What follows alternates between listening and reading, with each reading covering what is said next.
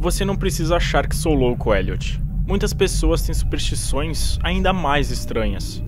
Por que você não ri do avô de Oliver, que se recusa a andar de carro? Se eu não gosto daquele maldito metrô, o problema é meu. E além disso, chegamos mais depressa de táxi. Com o metrô, precisaríamos ter subido o morro desde a Park Street. Eu sei que estou mais nervoso do que estava quando você me viu ano passado, mas você também não precisa criar caso. Tenho bons motivos, só Deus sabe, e considero-me um homem de sorte por não ter enlouquecido. Mas afinal, por que esse interrogatório? Você não era tão inquisitivo. Bem, se você quer saber, não vejo por que não contar. Talvez você deva saber mesmo, pois me escreveu como um pai preocupado quando soube que eu havia deixado o Art Club e me afastado de Pickman. Agora que ele sumiu, eu apareço no clube de vez em quando, mas os meus nervos já não são mais os mesmos. Não sei que fim levou Pickman, e não gosto, sequer, de imaginar.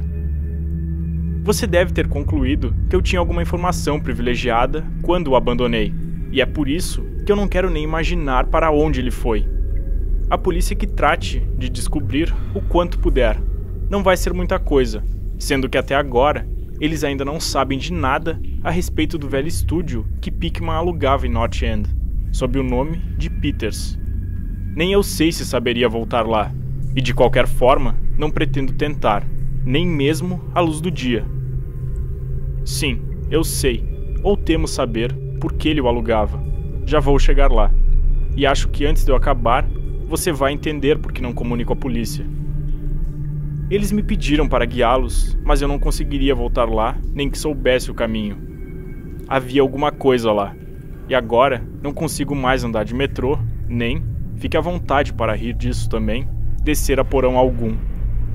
Achei que você saberia que não me afastei de Pickman pelas mesmas razões estúpidas que levaram velhas caprichosas, como o Dr. Reed, ou John Minot, ou Rosworth, a abandoná-lo. A arte mórbida não me choca, e quando um homem tem o gênio de Pickman, eu me sinto honrado ao conhecê-lo, independente do caráter de sua arte. Boston jamais teve um pintor maior do que Richard Pickman. Eu disse e repito, e não mudei em nada minha opinião quando ele me mostrou aquele ghoul se alimentando. Você lembra? Foi naquela época que Minot o cortou. Sabe, é preciso um profundo talento e uma profunda compreensão da natureza para produzir obras como as de Pickman. Qualquer amador que desenhe capas de revistas pode espalhar a tinta de um jeito qualquer e chamar o resultado de pesadelo, ou sabá das bruxas, ou de retrato do demônio. Mas só um grande pintor consegue fazer uma coisa dessas parecer realmente assustadora ou convincente. É por isso que só um artista de verdade conhece a fundo a anatomia do terror ou a psicologia do medo. O tipo exato de linhas e proporções que se ligam a instintos latentes ou memórias hereditárias de pavor. E os contrastes e a iluminação que despertam sentimento de estranheza adormecido. Não preciso dizer a você porque um fusele faz nossos ossos, literalmente, se enregelarem, enquanto um frontispício de história de terror só nos faz rir.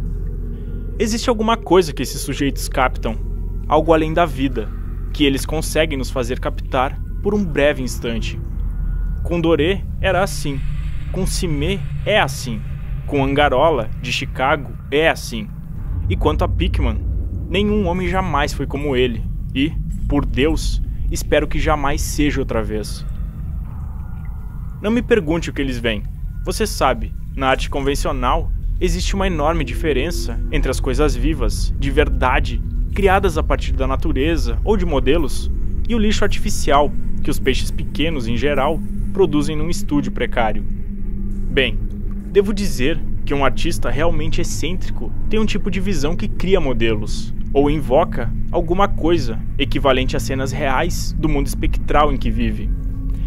Seja como for, Pickman consegue resultados que se distinguem dos sonhos alucinados de um impostor, mais ou menos como os resultados obtidos por um pintor da natureza distinguem-se das garatujas de um cartunista formado por correspondência.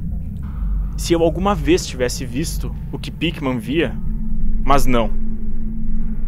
Escute, Vamos beber alguma coisa antes de continuar o assunto.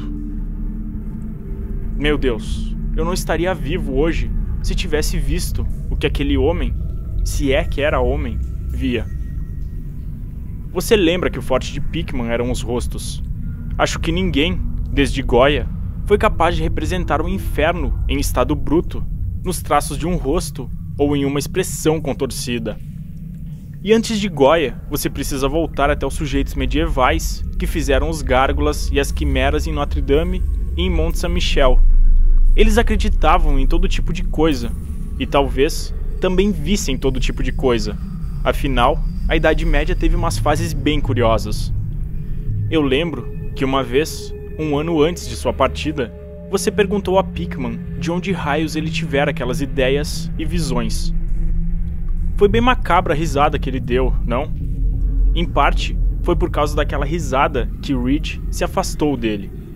Reed, você sabe, mal havia começado a estudar patologia comparada e já estava cheio de conhecimentos especializados, pomposos, sobre a importância biológica ou evolutiva desse ou daquele sintoma mental ou físico.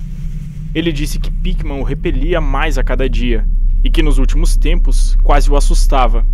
Que os traços e a expressão no rosto dele, aos poucos, se desenvolviam de um modo que não agradava, de um modo que não era humano. Reed veio cheio de conversas sobre alimentação e disse que Pickman deveria ser anormal e excêntrico ao extremo.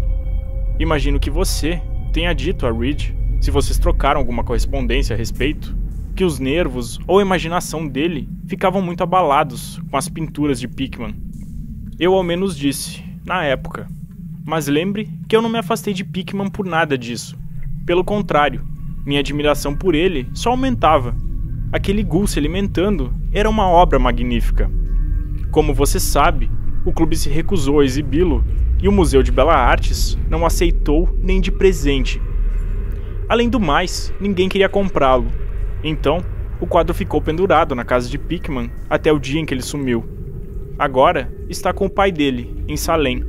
Você sabe que Pickman vem de uma antiga família de Salem e que algum antepassado dele foi enforcado por bruxaria em 1692. Habituei-me a visitar Pickman com certa frequência, em especial depois que comecei a tomar notas para escrever uma monografia sobre arte fantástica. Foi provavelmente o trabalho dele que enfiou essa ideia na minha cabeça e, de qualquer modo, ele se revelou uma verdadeira mina de informações e sugestões quando resolvi levar o projeto adiante. Pickman me mostrou todas as pinturas e desenhos que tinha, inclusive alguns rascunhos em bico de pena que, acredito, teriam rendido uma expulsão do clube se os outros membros tivessem nos visto. Logo, eu tinha virado quase um seguidor e ficava como um colegial escutando por horas a fio teorias estéticas e especulações filosóficas, loucas o bastante para que o internassem no hospício de Danvers. Essa devoção ao meu herói, somada ao fato de que, em geral, as pessoas tinham cada vez menos contato com ele, levaram-no a depositar muita confiança em mim. E em certa noite, ele insinuou que eu ficasse de bico fechado e não fizesse alarde. Ele me mostraria algo um tanto incomum. Algo um pouco mais forte do que qualquer outra coisa na casa. Você sabe, disse ele, certas coisas não foram feitas para Newbury Street. Coisas que ficam deslocadas e que, de qualquer modo, são impensáveis aqui. O meu interesse é captar as sutilezas da alma, e você não vai achar nada parecido com isso em um conjunto de ruas cheias de novos ricos em um aterro.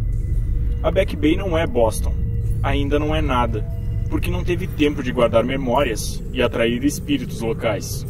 Se existem fantasmas aqui, são os fantasmas mansos, de um pântano salgado e de uma pequena gruta. Mas eu quero fantasmas humanos. Fantasmas de seres inteligentes o bastante para terem visto o inferno e compreendido o que viram. O lugar ideal para um artista morar é North End. Se os estetas fossem sinceros, aguentariam os bairros pobres em nome das tradições acumuladas. Por Deus, você não vê que lugares como aquele não foram simplesmente construídos, mas cresceram de verdade? Gerações e mais gerações viveram e sofreram e morreram por lá. E numa época em que as pessoas não tinham medo de viver e sofrer e morrer. Você não sabe que havia um moinho em Copp's Hill em 1632 e que metade das ruas atuais já existiam em 1650? Posso mostrar para você casas que estão de pé há mais de 2 séculos e meio. Casas que presenciaram coisas que fariam uma casa moderna desabar em ruínas. O que os modernos entendem sobre a vida e as forças que se escondem por detrás dela. Você diz que a bruxaria de Salem é uma mera superstição, mas eu aposto que a avó de minha bisavó teria histórias para contar. Ela morreu enforcada em Gallows Hill, sob o olhar farisaico de Cotton Mather. Mather, que o diabo carregue, temia que alguém conseguisse escapar dessa maldita prisão de monotonia. Como eu queria que alguém o tivesse enfeitiçado ou chupado seu sangue à noite. Posso mostrar a você a casa onde ele morava e também uma outra, onde tinha medo de entrar, apesar de todo aquele falatório destemido. Ele sabia de coisas que não ousou escrever naquela estupidez de Magnalia ou nos deslumbres pueris de Wonders of the Invisible World. Escute, você sabia que por todo North End havia um conjunto de túneis que ligavam as casas umas às outras e também ao cemitério e ao mar? Os caçadores de bruxas podiam procurar à vontade na superfície. Dia após dia aconteciam coisas fora do alcance deles, e vozes indefiníveis riam à noite. Ah, pegue 10 casas construídas antes de 1700, ainda no terreno original, e aposto que em 8 delas eu descubro alguma coisa estranha no porão. É raro passar um mês sem que você leia uma notícia sobre trabalhadores que, ao demolir construções antigas, descobrem arcadas fechadas com tijolos e poços que não levam a lugar nenhum. No ano passado, dava para ver uma casa assim quando o trem elevado passava pela Hanckman Street. Havia bruxas e o que os feitiços delas invocavam, piratas e o que traziam do mar, corsários, é o que eu digo. Antigamente as pessoas sabiam viver e ampliar os horizontes da vida. Esse não era o único mundo que um homem sábio e destemido podia conhecer. E pensar nos dias de hoje, com intelectos tão apagados que até mesmo um clube de supostos artistas sente calafrios e convulsões se uma pintura ofende a sensibilidade de uma mesa de chá na Beacon Street. O único aspecto positivo do presente é que ele é estúpido demais para fazer perguntas detalhadas acerca do passado. O que os mapas e registros e guias de viagem nos informam a respeito do North End?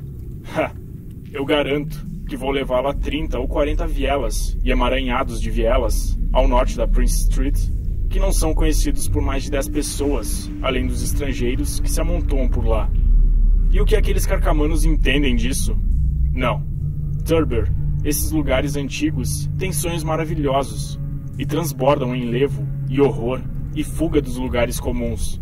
Mas nem assim aparece uma viva alma que compreenda ou se beneficie deles.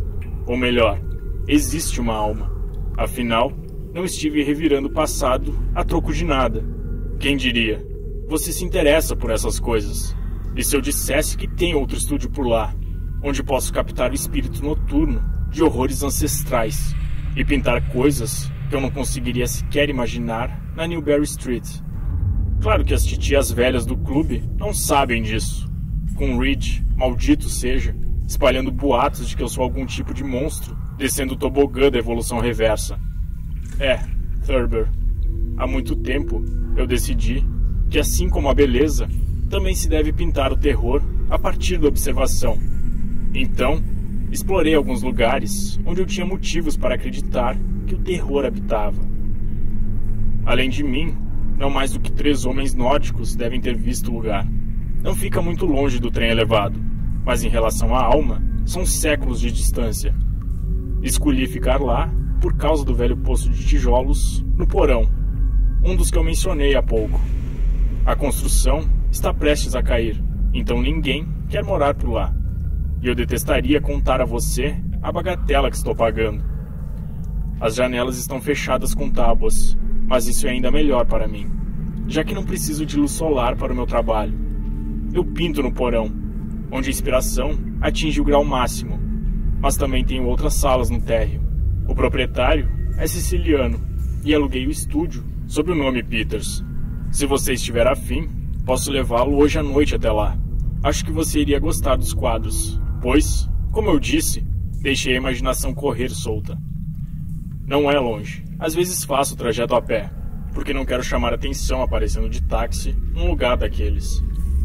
Podemos pegar o trem na South Station em direção a Battery Street e de lá é só uma caminhada curta. Bem, Elliot, não me restou muita coisa a fazer depois de todo esse falatório, se não conter a vontade de sair correndo e pegar o primeiro táxi livre que aparecesse na nossa frente. Trocamos para o trem elevado na South Station e, por volta do meio-dia, já tínhamos descido a escadaria da Battery Street e chegado ao antigo porto, depois de Constitution Wharf. Eu não prestei atenção nas ruas transversais e não saberia dizer em qual delas entramos, mas sei que não foi em Greenough Lane. Quando dobramos, foi para subir pela desolação da viela mais antiga e mais imunda que eu já vi em toda a minha vida, cheia de empenas que pareciam prestes a desmoronar, janelinhas quebradas e chaminés arcaicas que se erguiam meio decrépitas contra o céu enluarado. Acho que eu não vi nem 3 casas construídas depois da época de Cotton Mather. Tenho certeza de que vi pelo menos 2 com beirais, e lá pelas tantas tive a impressão de ver um telhado de 2 águas anterior às mansardas, embora os antiquários digam que não restou nenhuma casa assim em Boston. Ao sair dessa viela, que tinha iluminação tênue, dobramos à esquerda em direção a uma outra, tão silenciosa quanto e ainda mais estreita, sem iluminação alguma. Em seguida, no escuro, fizemos o que eu acredito ter sido uma curva em ângulo obtuso à direita. Logo, Pickman sacou uma lanterna e revelou uma porta antediluviana de 10 painéis que parecia devastada pelos cupins. Depois de abri-la, ele me levou por um corredor vazio, guarnecido com o que, em outras épocas, tinham sido lambris de carvalho escuro, um mero detalhe, mas que fazia pensar em Andros e Phipps e na bruxaria. Então, passamos por uma porta à esquerda. Ele acendeu uma lamparina a óleo e disse que eu podia ficar à vontade. Elliot, você sabe que eu sou do tipo de sujeito que costumam chamar de durão, mas confesso que fiquei perturbado com o que vi nas paredes daquele cômodo. Eram as pinturas que Pickman não podia pintar nem exibir na Newbury Street. E ele tinha toda a razão quando disse que havia deixado a imaginação correr solta. Vamos, peça outra bebida. Eu, ao menos, preciso de mais uma. Nem adianta eu tentar descrever os quadros para você, porque o horror blasfemo e a inacreditável repulsa e decadência moral vinham de toques discretos, muito além do poder descritivo das palavras. Não havia nenhum elemento da técnica exótica que se vê nas obras de Sidney Simon. Nada parecido com os cenários transaturianos e fungos lunares que Clark Ashton Smith usa para nos gelar o sangue. Os cenários eram, em grande parte, igrejas antigas, bosques densos, escarpas à beira-mar, túneis de cimento, antigos corredores com lambril ou simples arcadas em cantaria. O cemitério de Copp's Hill, que não podia ficar muito longe daquela casa, era um dos cenários mais frequentes. A loucura e a monstruosidade ficavam por conta das figuras em primeiro plano, pois a arte mórbida de Pickman consistia, acima de tudo, em retratos demoníacos. As figuras raramente eram humanas, mas muitas vezes apresentavam vários traços humanoides. Os corpos, apesar de bípedes, em sua maioria, eram curvados para a frente e tinham traços vagamente caninos. A textura parecia algo borrachuda e era um tanto desagradável. É como se eu os estivesse vendo nesse instante. As ocupações deles, bem, não me peça para entrar em detalhes. Em geral, estavam se alimentando, não direi de quê. De vez em quando, apareciam, aos bandos, em cemitérios ou passagens subterrâneas, e muitas vezes pareciam disputar uma presa, ou, melhor dizendo, um tesouro. E que expressividade incrível Pickman dava os rostos inertes daqueles espólios macabros. Às vezes, as criaturas apareciam saltando por janelas abertas à noite, ou agachadas, sobre o peito de pessoas adormecidas, observando suas gargantas. Uma tela mostrava as criaturas latindo em volta de uma bruxa enforcada em Gallows Hill, cuja expressão cadavérica guardava uma estreita semelhança com a expressão delas. Mas não ache que foi a escolha dos temas e cenários tétricos o que me levou a fraquejar. Não sou nenhuma criança e já vi muita coisa assim antes. Eram os rostos, Elliot. Aqueles malditos rostos com sorrisos de escárnio e fios de barba pendente que pareciam sair da tela com o sopro da vida. Por Deus, eu pensei que estivessem vivos. Aquele mago repulsivo tinha despertado os fogos do inferno em pigmento, e o pincel dele conjurou terríveis pesadelos. Passe-me a garrafa, Elliot. Havia um quadro chamado A Lição. Deus me perdoe por ter visto aquilo.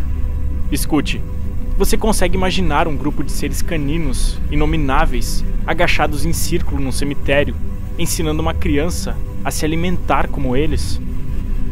O preço de uma criança trocada, imagino. Você conhece a velha lenda sobre pessoas estranhas que deixavam suas crias nos berços em troca dos bebês humanos que raptavam. Pickman estava mostrando o que acontece às crianças raptadas, como é a vida delas. E então, eu comecei a ver uma semelhança pavorosa entre os rostos humanos e os inumanos. Pickman, com todas as gradações de morbidez entre o manifestamente inumano e a humanidade degradada, estabelecia uma linhagem e uma evolução sardônica. As criaturas caninas descendiam de humanos. Eu mal havia me perguntado o que aconteceria às crias daqueles seres deixadas ao cuidado de humanos quando avistei uma pintura que materializava esse mesmo pensamento. Era o interior de uma antiga casa puritana, um cômodo com inúmeras vigas e gelósias, um arquibanco e outros móveis desengonçados do século XVII, com toda a família sentada, enquanto o pai lia uma passagem da Bíblia. Todos os rostos, com exceção de um, tinham uma expressão nobre e reverente, mas aquele um refletia o escárnio das profundezas. Era o rosto de um garoto, sem dúvida tido por filho daquele pai tão devoto, mas que na verdade tinha parentesco com os seres impuros. Era outra criança trocada, e num espírito de suprema ironia, Pickman havia pintado o rosto do garoto com notável semelhança ao seu próprio. Nesse ponto, Pickman já havia acendido uma lamparina no cômodo ao lado e, com excelentes modos, segurou a porta aberta para que eu passasse. Perguntou se eu gostaria de ver seus estudos modernos. Eu não tinha conseguido comunicar a ele minhas impressões. O pavor e a repulsa me emudeciam. Mas acho que ele entendeu o que se passava e considerou tudo aquilo um grande elogio. E mais uma vez, Elliot, faço questão de repetir que não sou nenhum maricas que sai gritando ao ver qualquer coisa que se afaste um pouco do trivial. Sou um homem de meia idade, sofisticado, e você me viu na França e sabe que não me deixo afetar por qualquer coisa. Também não esqueças que eu mal havia recuperado o fôlego e me acostumado àquelas figuras pavorosas que transformavam a Nova Inglaterra colonial em um anexo do inferno. Mas bem, apesar de tudo isso, o cômodo seguinte me fez soltar um grito e precisei me agarrar ao vão da porta para não cair. O primeiro aposento mostrava grupos de ghouls e de bruxas à solta no mundo de nossos antepassados, mas esse outro trazia o horror para a nossa vida cotidiana. Meu Deus, como aquele homem pintava! Ele tinha um estudo chamado de acidente no metrô, em que um bando de criaturas, vis, saía de alguma catacumba desconhecida por uma rachadura no piso da estação na Boston Street e atacava a multidão de pessoas que aguardava na plataforma. Um outro mostrava um baile entre os túmulos da Copp's Hill, com uma paisagem contemporânea ao fundo. Além disso, havia inúmeras cenas em porões com monstros passando através de buracos e frestas na cantaria e rindo, agachados, atrás de barris ou fornalhas, enquanto esperavam a primeira vítima descer as escadas. Uma tela repugnante parecia mostrar uma parte de Beacon Hill tomada pelo exército dos monstros mefíticos, enfiados em inúmeras tocas que conferiam ao chão o aspecto de um favo de mel.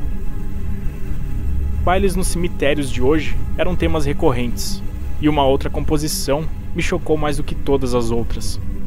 Uma cena no interior de uma arcada desconhecida, onde inúmeras criaturas amontoavam-se em torno de outra, que tinha nas mãos um famoso guia de Boston e estava sem dúvida lendo em voz alta.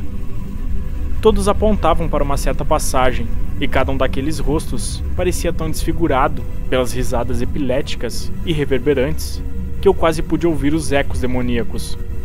O título da obra era Holmes, Lowell e Longfellow enterrados em Mount Auburn. Enquanto aos poucos eu me recompunha e habituava-me ao segundo aposento de crueldade e morbidez, comecei a analisar algumas características de minha repulsa.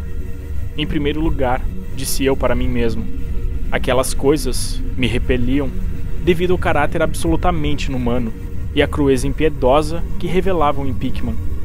O sujeito deveria ser um inimigo ferrenho de toda a humanidade para sentir tamanho júbilo com a tortura de carnes e miolos e a degradação do invólucro mortal. Em segundo lugar, me aterrorizavam justamente por causa de sua grandeza. Aquele era o tipo de arte que convence. Ao ver as pinturas, víamos os próprios demônios e sentíamos medo. E o mais estranho era que Pickman não obtinha esse efeito com requintes fantásticos ou bizarrias. Não havia elementos borrados, distorcidos ou estilizados. Os contornos eram nítidos e realistas, e os detalhes executados à perfeição. E os rostos. Não era a simples interpretação de um artista o que víamos. Era o pandemônio encarnado, claro e objetivo como um cristal. Céus, aquele homem não era um romântico ou um fantasista. Não, ele sequer tentava representar o caráter inquieto, prismático e efêmero dos sonhos. Em vez disso, com frieza e sarcasmo, refletia um mundo de horror perene, mecanístico e bem estabelecido, que ele enxergava com abrangência, brilhantismo, objetividade e decisão. Só Deus sabe onde aquele mundo poderia estar, ou onde Pickman teria vislumbrado as formas blasfemas que andavam, corriam e arrastavam-se por lá. Mas qualquer que fosse a assombrosa origem das imagens, uma coisa estava clara. Pickman era, em todos os sentidos, na composição e na execução, um realista talentoso, esmerado e quase científico. Meu anfitrião conduziu-me pelas escadas até o porão, onde ficava o estúdio propriamente dito, e eu me preparei para mais cenas demoníacas em meio às telas inacabadas. Quando chegamos ao fim da úmida escadaria, ele virou a lanterna para um canto do amplo espaço à nossa frente, revelando um contorno circular de tijolos que, sem dúvida, era um grande poço no chão de terra batida. Chegamos mais perto, e eu vi que o poço deveria ter 1,5 metro de diâmetro, com paredes de 30 centímetros de espessura e cerca de 15 centímetros do chão. Uma sólida construção do século XVII, a não ser que eu estivesse muito enganado. Aquilo, disse Pickman, era o tipo de coisa sobre as quais vinha falando, um acesso ao sistema de túneis que existia sob o morro. Percebi, quase sem querer, que a abertura do poço não estava cimentada e que um disco de madeira fazia as vezes de tampa. Ao pensar nas coisas que aquele poço evocava, se os comentários de Pickman não fossem pura retórica, estremeci de leve. Então, me virei para subir mais um degrau e atravessar uma porta estreita que conduzia a um aposento bastante amplo, com piso de madeira e equipado como estúdio. Uma lamparina de acetileno providenciava a iluminação necessária para o trabalho.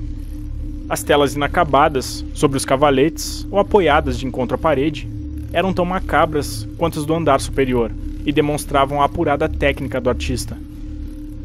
As cenas pareciam esboçadas com extremo cuidado, e os contornos a lápis denunciavam a técnica minuciosa que Pickman usava para obter a perspectiva e as proporções corretas. O homem era genial, e digo isso agora, mesmo sabendo de tudo que eu sei. Uma enorme câmera fotográfica, em cima de uma mesa, chamou minha atenção, e Pickman me disse que a usava para fotografar os cenários e pintá-los a partir das fotografias, no estúdio, em vez de sair carregando toda a sua parafernália pela cidade.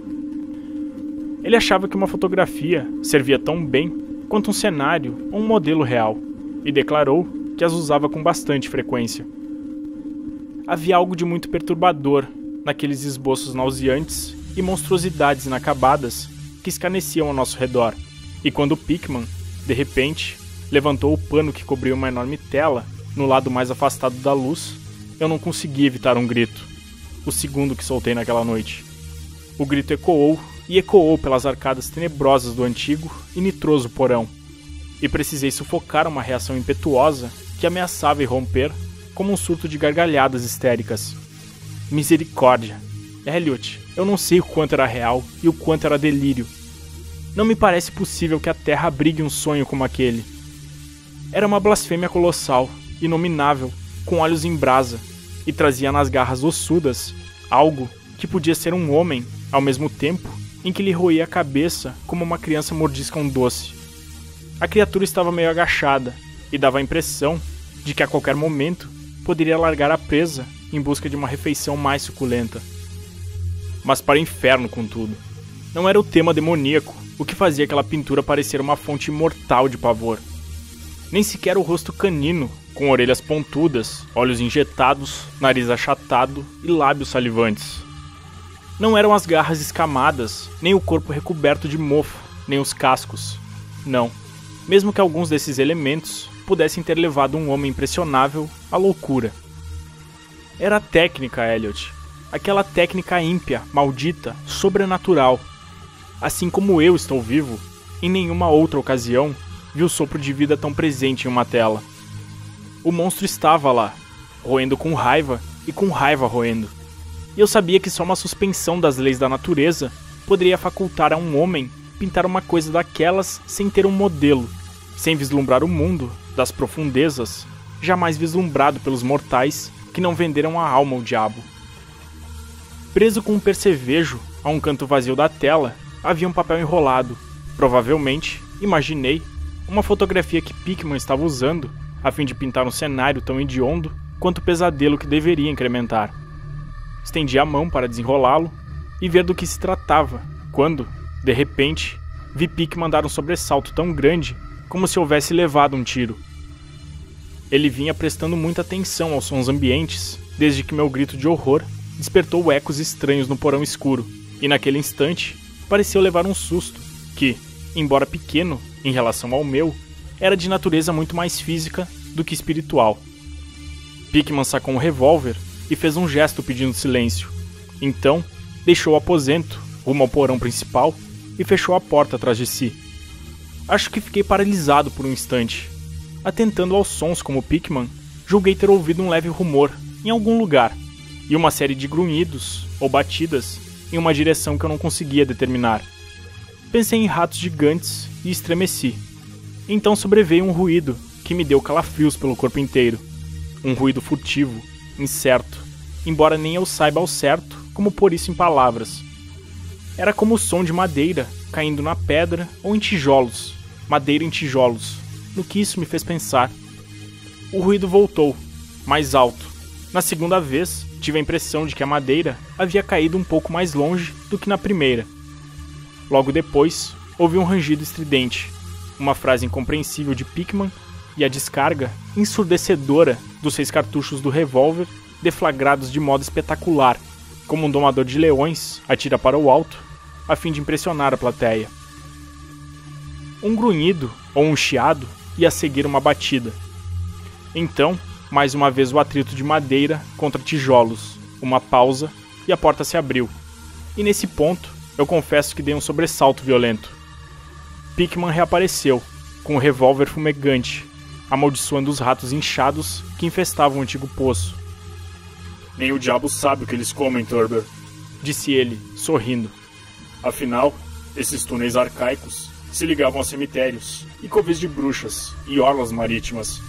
Mas seja o que for, deve ter acabado, porque eles estavam loucos para sair. Acho que seu grito os deixou agitados. É melhor tomar cuidado nesses lugares antigos. Nossos amigos roedores são a única desvantagem, mesmo que às vezes eu os considere úteis para criar a atmosfera ideal. Bem, Elliot, esse foi o fim da minha aventura noturna. Pickman tinha prometido me mostrar o estúdio, e Deus sabe que ele cumpriu a promessa.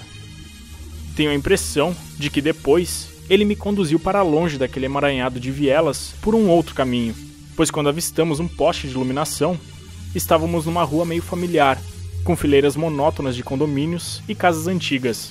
Era Charter Street, mas eu ainda estava muito impressionado para notar a altura exata. Já era tarde demais para pegar o trem elevado, e assim caminhamos até o centro pela Hanover Street. Lembro bem daquele muro. Da Tremont pegamos a Beacon, e Pickman me deixou na esquina com a Joy, de onde parti. Nunca mais falei com ele. Por que eu me afastei? Não seja impaciente. Espere até eu pedir um café. Já bebemos um bocado, mas eu ainda preciso tomar alguma coisa. Não foi por causa das pinturas que vi naquele lugar, mas eu juro que elas seriam o suficiente para causar o ostracismo de Pickman em 9 de cada 10 lares e clubes de Boston. E acho que agora você deve entender porque não entro mais em metrôs nem em porões. Foi por causa de algo que eu achei no bolso do meu casaco na manhã seguinte. Era o papel enrolado que estava preso àquela horrível tela do porão, sabe? A coisa que eu imaginei ser uma fotografia de alguma cena que ele pretendesse usar como cenário para o monstro. O último susto veio quando eu estava estendendo a mão para desenrolá-lo e acho que, inadvertidamente, o pus no bolso. Ah, aqui está o café. Tome o puro, Elliot, se for capaz. Sim, foi por causa daquele papel que eu me afastei de Pickman. Richard Pickman, o maior artista que eu conheci, e o ser mais asqueroso a ultrapassar os limites da vida rumo às profundezas do mito e da loucura. Elliot, o velho Reed, tinha razão. Pickman não era humano. Ou ele nasceu em uma estranha região sombria, ou então descobriu um jeito de abrir os portais secretos. Mas agora não vem ao caso. Pickman desapareceu, em meio às trevas fabulosas que tanto gostava de visitar. Escute, vamos acender o lustre. Não me pergunte, ou sequer faça conjecturas a respeito do que eu queimei. Também não me pergunte o que havia por trás daqueles ruídos parecidos com os de toupeira que Pickman fez questão de atribuir aos ratos. Você sabe, existem segredos que podem ter sobrevivido desde os antigos tempos de Salem. E Cotton Mather fala sobre coisas ainda mais estranhas. E você lembra de como as pinturas de Pickman eram realistas, de como todos nós nos perguntávamos de onde ele tirava aqueles rostos. Bem, aquele papel não era a fotografia de um cenário. Mostrava simplesmente o ser monstruoso que ele estava pintando naquela tela horrenda. Era um modelo de Pickman, e o cenário, ao fundo, era apenas a parede do estúdio do porão. Mas por Deus, Elliot, era uma fotografia.